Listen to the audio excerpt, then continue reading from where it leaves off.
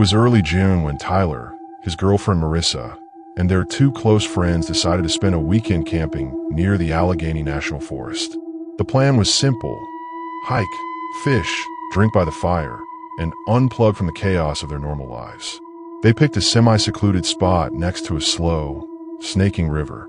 It was quiet, almost too quiet, Tyler would later recall. The first night went fine. A few beers, some laughs, and ghost stories that didn't feel so scary when the fire was still crackling and the air was filled with bugs and smoke. But on the second night, something changed. Tyler had gone down to the river alone to grab water just before dusk. He crouched near the bank, filling their container, when he heard a splash upstream. He looked, expecting a deer or maybe a raccoon. But instead, he saw something he couldn't explain. It was a figure, crouched in the water, pale, almost white. At first, he thought it was a person, maybe a swimmer, but then it moved. Not like a person. It didn't swim. It crawled. Its arms, longer than they should have been, rippled as they dragged through the shallow water, and its head jerked toward him, fast. Tyler stumbled backward, nearly falling in. When he looked up again, it was gone. The ripples faded. The river was still. He didn't tell anyone that night. Didn't want to ruin the vibe or sound paranoid. But as the night dragged on, things got stranger. Around midnight, Marissa shook him awake. She said she'd heard something outside the tent. A wet dragging sound. Tyler sat up and listened. Nothing. Then splash. Not far off.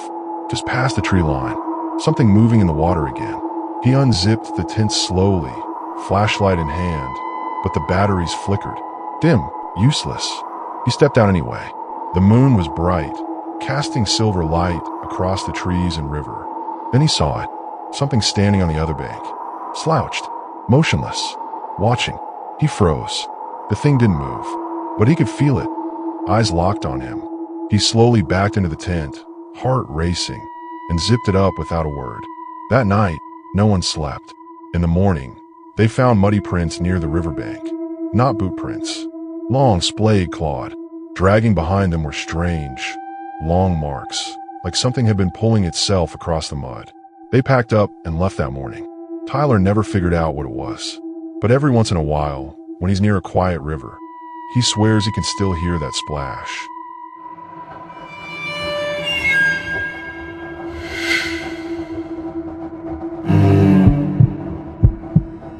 In 2018, a man named Brian posted a story in a backcountry hiking forum. He said he wasn't looking for attention, just answers. He and his younger brother Josh had gone on a 3-day hike in the Pacific Northwest. It was late September, so the trail was mostly empty. Just red leaves, fog, and endless pine. On the second day, it started raining, badly. They veered off trail looking for shelter and stumbled across something they weren't expecting. A cabin. It looked abandoned. Windows were clouded with grime. The door hung slightly off its hinges. But it was shelter. They stepped inside, shook the rain off, and lit a fire in the old iron stove. There were 2 small beds covered in dusty sheets, and old tin cans scattered around. Clearly no one had been here for years. That night, the wind howled. Rain slammed the roof, but they were warm and dry, until sometime around 2 a.m., when the doorknob rattled. They sat up, instantly alert. The fire was mostly dead, just embers. No lights, just the sound of something trying to open the door. Brian whispered, "Maybe it's the wind." Then, 3 knocks. Slow, heavy, measured. Josh grabbed the flashlight and shined it at the door. Silence. He crept over and looked out the broken window pane. "No one's there," he said. But Brian didn't believe it. For the next hour, they sat awake, holding their breath every time the wind shifted. Then, scratching, from under the floorboards. Not mice. Something bigger. Slow, deliberate dragging sounds beneath their feet, like something trying to dig up. They put their boots back on, quietly packed, and left the cabin in pitch darkness, using only their dim flashlight. The next morning, they found a ranger station and told them what happened. The ranger got pale when they described the cabin. He said that old place burned down 5 years ago. They insisted they stayed there. He showed them aerial photos. The spot where the cabin was supposed to be was nothing but charred forest and rotting beams. No roof, no beds, nothing that could have sheltered them. When they hiked back with the ranger later that week, it was true. Just blackened earth, and a sunken stone foundation. And yet, in the mud nearby, there were fresh boot prints. 2 pairs, leading in, but none leading out.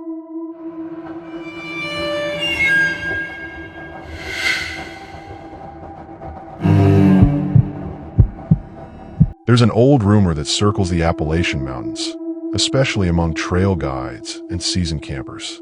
They call it the Screaming Camp. It's not a place. It's something you stumble into. In 2007, Leah and her cousin Daniel went on a summer camping trip in West Virginia. Their family owned land deep in the woods, untouched and off-grid. No cell signal, just trees, rocks, and a freshwater creek. They hiked in 5 miles and set up camp near a fallen log. That night was peaceful. They made a fire, roasted hot dogs, and stared up at a perfectly clear sky.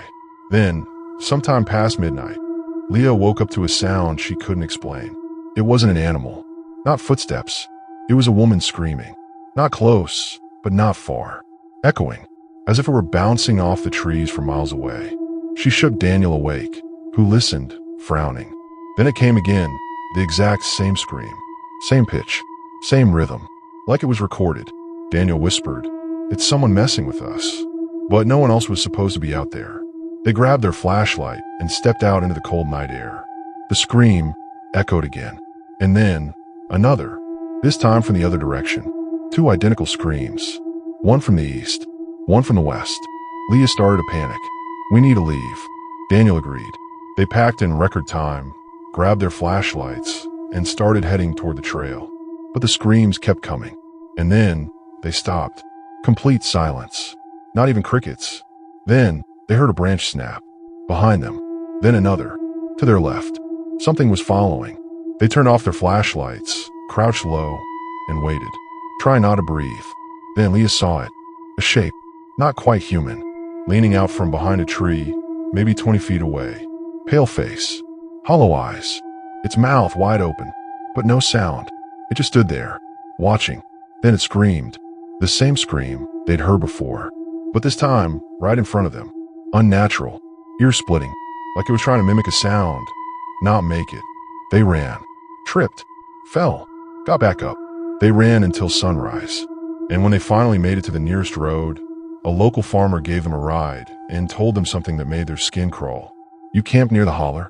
That's where the sound thing is." "The what?" Daniel asked. "The sound thing," the farmer repeated. "Been out here for years. Ain't no bear. Ain't no bobcat. Just echoes of things that shouldn't be. My grandpa said it's not just noise. It learns what scares you." They never went back. To this day, Leah says she still hears that scream in her dreams. And sometimes, when she's hiking and the wind's just right, she hears it again.